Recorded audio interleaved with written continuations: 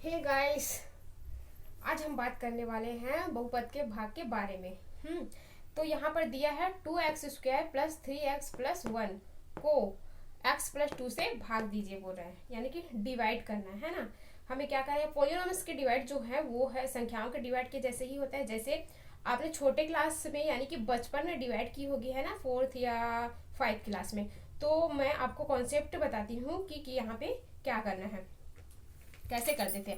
जैसे कि आप छोटे क्लास में क्या करते थे, 4 को किससे डिवाइड करते थे, 2 से इसको भाग देते थे है ना। तो इसको काटिए, 2 एकम 2, 2 दूनी 4, कितने बार में आता था, 2 बार में है ना। तो इसको हम लोग किससे जो आता था इसको किससे भाग देते थे, इससे सॉरी गुणा करते थे।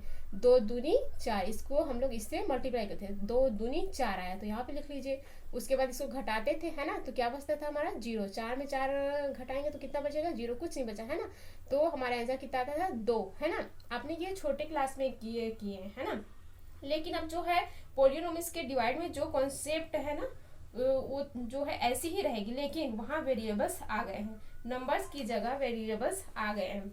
जैसे यहाँ पर दी गई है x प्लस 2 को भाग किससे देना है, 2x² प्लस 3x प्लस 1 से, यानी x के फॉर्म में पूरा क्वेश्चन है। यहाँ पर वेरिएबल्स के रूल्स पता होनी चाहिए। यहाँ पर वेरिएबल्स के जगह x दी हुई है। वैसे y z और ABCD के दूसरे भी वेरिएबल्स हैं जो आपके मैथमेटिक्स के क्वेश्चन बहुत बार आते हैं, लेकिन इस प्रश्न में x पर ही हमें फोकस देना है। तो यहाँ पर वेरिएबल्स से जुड़े हुए कुछ रूल्स मैं आपको बताती हूँ। जैसे कि x है ना, x को हमको x से गुणा करना है, x को x से गुणा करना है। तो क्या होगा, देखिए यहाँ पे x को ये x और ये x ये दोनों एक ही फैमिली के हैं। तो घात में कोई है क्या, ऐसे देखना है, कोई नहीं है ना। तो ये तो हमारा x 2x तो नहीं होगा है ना। तो घात में कुछ है क्या, देखेंगे नहीं है, तो ये हमारा क्या हो जाएगा, यहाँ पे 1 मान लेते हैं और यहाँ पे 1 मान लेते हैं, तो हमारा क्या हो जाएगा x²। ये घात जो है वो आपस में जुड़ जाएगा, यानी कि मल्टीप्लाई करेंगे तो जो ये बेस है ना उसका घात वो हम ये घात में जुड़ जाएगा। ये x² 1 x² 1 ये जुड़ के हमारा क्या हो जाएगा, x² 2 है ना। ये ऐसे हो जाएगा, यानी कि जो यहाँ पे घात जुड़ गए। एक एग्जांपल देख लेते हैं, x²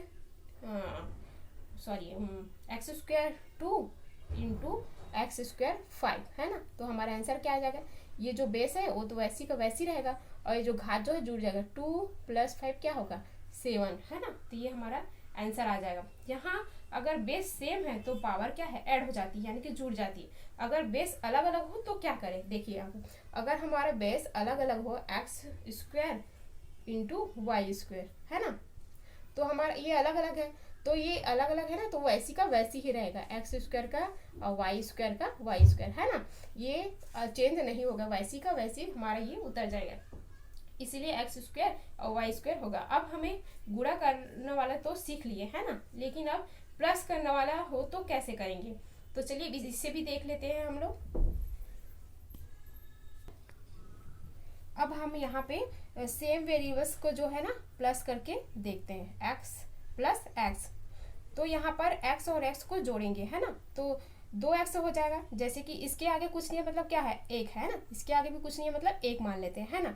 तो 1x और 1x मिलकर क्या हो जाएगा, 2x है ना। एक और एग्जांपल देख लेते हैं हम लोग, जैसे कि 2x प्लस यहाँ पे मान लेते हैं 4x है ना।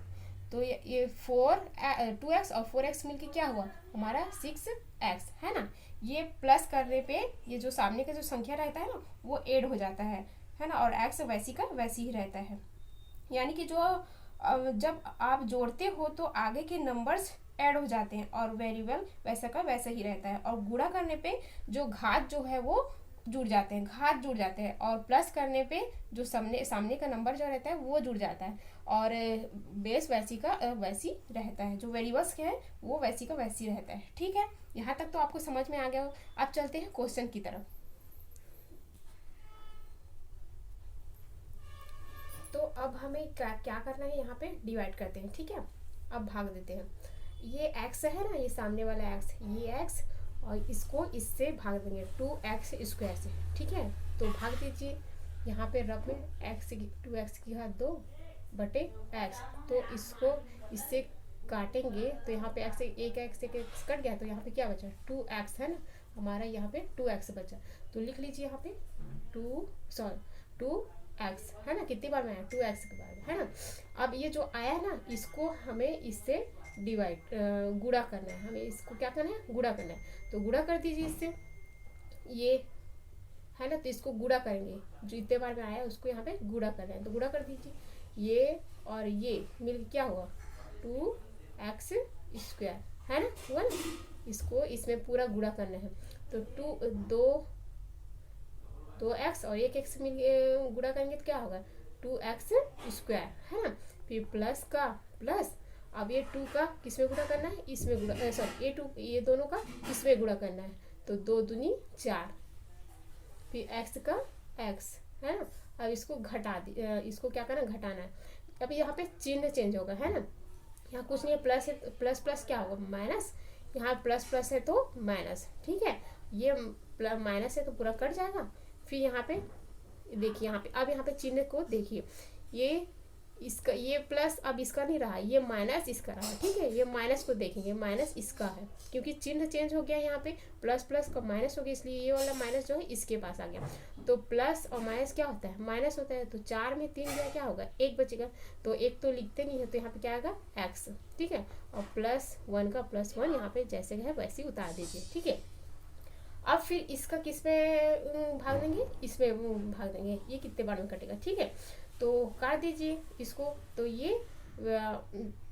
एक ही बार में जाएगा, ठीक है। एक x से कम एक x है ना, ये x और इसको भाग देंगे तो एक ही बार में आएगा है ना।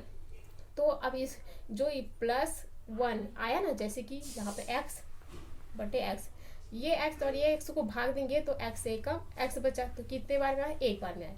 अब ये एक को हम लोग किस में गुणा करेंगे, इसमें गुणा करेंगे, ठीक है, ये दोनों में गुणा करेंगे, तो ये एक बार में गुणा करेंगे तो वैसी का वैसी उतर जाएगा x + 2 है ना।